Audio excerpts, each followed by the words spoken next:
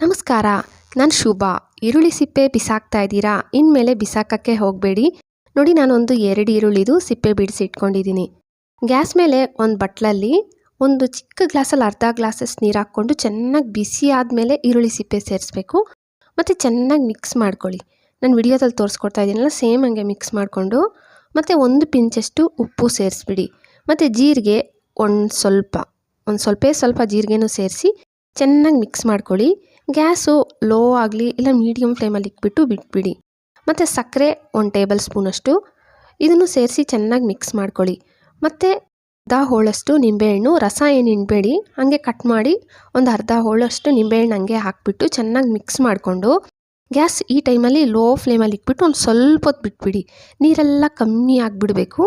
ಮತ್ತು ಒಂದೊಳ್ಳೆ ಕಲರ್ ಬರಬೇಕು. ನೋಡಿ, ನೀರು ಕಮ್ಮಿ ಆಗಿಬಿಟ್ಟಿದೆ, ಒಂದೊಳ್ಳೆ ಕಲರ್ ಕೂಡ ಬಂದಿದೆಯಲ್ಲ. ಇವಾಗ ಪೂರ್ತಿ ತಣ್ಣಗಾಗಕ್ಕೆ ಬಿಟ್ಬಿಡೋಣ.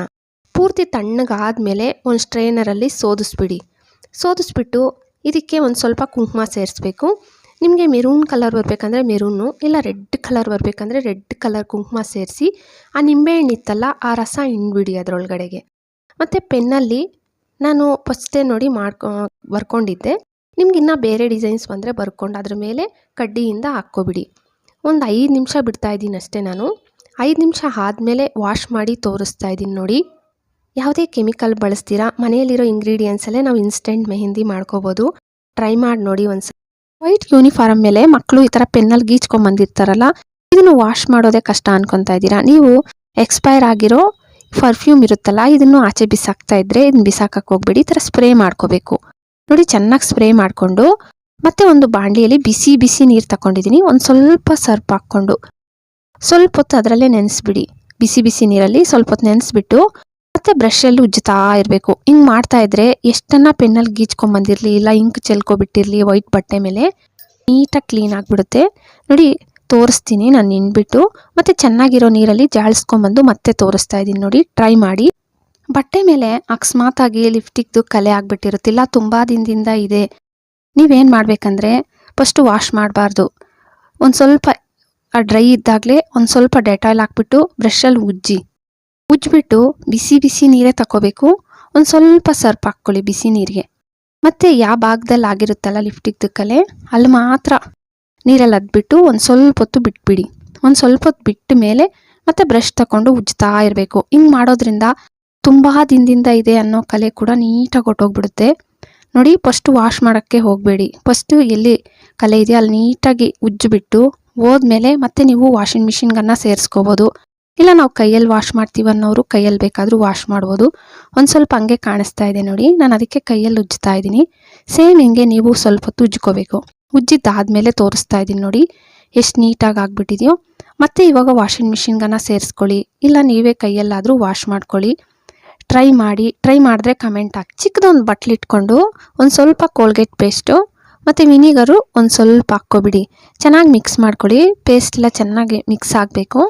ಚೆನ್ನಾಗಿ ಮಿಕ್ಸ್ ಮಾಡ್ಕೊಂಡ್ಮೇಲೆ ಬೇಕಿಂಗ್ ಸೋಡಾ ಒಂದು ಸ್ವಲ್ಪ, ಅಂದರೆ 1 ಟೇಬಲ್ ಸ್ಪೂನಷ್ಟು ಇದನ್ನು ಹಾಕ್ಬಿಟ್ಟಿದ ತಕ್ಷಣ ನೋಡಿ ರಿಯಾಕ್ಷನ್ ಆಗ್ತಾಯಿದೆ. ಈ ಥರ ತಕ್ಷಣ ಮಾಡ್ಕೋಬೇಕು ಈ ಲಿಕ್ವಿಡು, ನೀವು ಮಾಡಿ ಇಡಬಾರ್ದು. 1 ಟೇಬಲ್ ಸ್ಪೂನಷ್ಟು ಉಪ್ಪು ಹಾಕ್ಕೊಂಡು ಚೆನ್ನಾಗಿ ಮಿಕ್ಸ್ ಮಾಡಿಕೊಂಡೆ. ಮತ್ತು ಲಿಕ್ವಿಡು ನಾವು ವಾಷಿಂಗ್ ಮಿಷಿನ್ಗೆ ಲಿಕ್ವಿಡ್ ಬಳಸ್ತೀವಲ್ಲ ಬಟ್ಟೆ ಒಗೆಯೋಕ್ಕೆ, ಒಂದು 10 ರುಪೀಸ್ ಒಂದು ಫುಲ್ ಪ್ಯಾಕೆಟು ಹಾಕ್ಕೊಬಿಟ್ಟು ಚೆನ್ನಾಗಿ ಮಿಕ್ಸ್ ಮಾಡ್ಕೊಳ್ಳಿ. ವೈಟ್ ಬಟ್ಟೆ ನಾವು ಮಿಷಿನಲ್ಲಿ ಹಾಕಿದಾಗ ಚೆನ್ನಾಗಿ ಬಿಡೋದೇ ಇಲ್ಲ ಅನ್ನೋರು ಈ ಥರ ಒಂದ್ಸತಿ ಲಿಕ್ವಿಡ್ ಟ್ರೈ ಮಾಡಿ. ನೋಡಿ, ಒಂದು ಸ್ವಲ್ಪ ನೀರು ಹಾಕ್ಬಿಟ್ಟು ಚೆನ್ನಾಗಿ ಮಿಕ್ಸ್ ಮಾಡ್ಕೊತಾ ಇದ್ದೀನಿ. ವೈಟ್ ಬಟ್ಟೆ ನಮ್ಗೆ ಚೆನ್ನಾಗಿ ಬಿಡಲ್ಲ ಅನ್ನೋರು ವಾಷಿಂಗ್ ಮಿಷಿನ್ಗೆ ಈ ಲಿಕ್ವಿಡ್ ಬಳಸಿ ನೋಡಿ, ತುಂಬ ಚೆನ್ನಾಗಿ ಬಿಡುತ್ತೆ. ಟ್ರೈ ಮಾಡಿ ಮತ್ತೆ ಬಂದೆ ಕಮೆಂಟ್ ಹಾಕಿ. ವಾಷಿಂಗ್ ಮಿಷಿನಲ್ಲಿ ನೋಡಿ, ನಾನು ಫಸ್ಟೇ ಲಿಕ್ವಿಡ್ ಹಾಕ್ಬಿಟ್ಟು ನೆನೆಸ್ಬಿಟ್ಟಿದ್ದೆ. ಹಿಂಗೆ ನೆನೆಸೋದ್ರಿಂದ ಬಟ್ಟೆ ತುಂಬ ಚೆನ್ನಾಗಿ ಬಿಡುತ್ತೆ.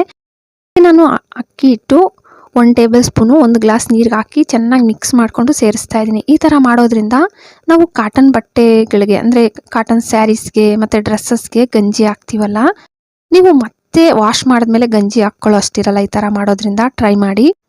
ಚಿಕ್ಕದೊಂದು ಬಟ್ಲಿಟ್ಕೊಂಡು ಅರಿಶಿನ ಒಂದು ಸ್ವಲ್ಪ, ಉಪ್ಪು ಒಂದು ಸ್ವಲ್ಪ ಹಾಕ್ಕೊಬಿಡಿ. ಮತ್ತು ದೇವ್ರ ಪೂಜೆಗೆ ಬಳಸ್ತೀರಲ್ಲ ಕರ್ಪೂರ, ಒಂದು 4 ಕರ್ಪೂರ ಸ್ವಲ್ಪ ಪುಡಿ ಮಾಡಿ ಸೇರಿಸ್ಕೊಬಿಡಿ. ಮತ್ತು ಕೋಲ್ಗೇಟ್ ಪೇಸ್ಟು ಒಂದು ಬಟ್ಲಲ್ಲಿ ಒಂದು ಸ್ವಲ್ಪ ಹಾಕ್ಕೊಂಡಿದ್ದೀನಿ. ಒಂದು ಸ್ವಲ್ಪ ನೀರು ಹಾಕಿ ಚೆನ್ನಾಗಿ ಮಿಕ್ಸ್ ಮಾಡ್ಕೊಳ್ಳಿ.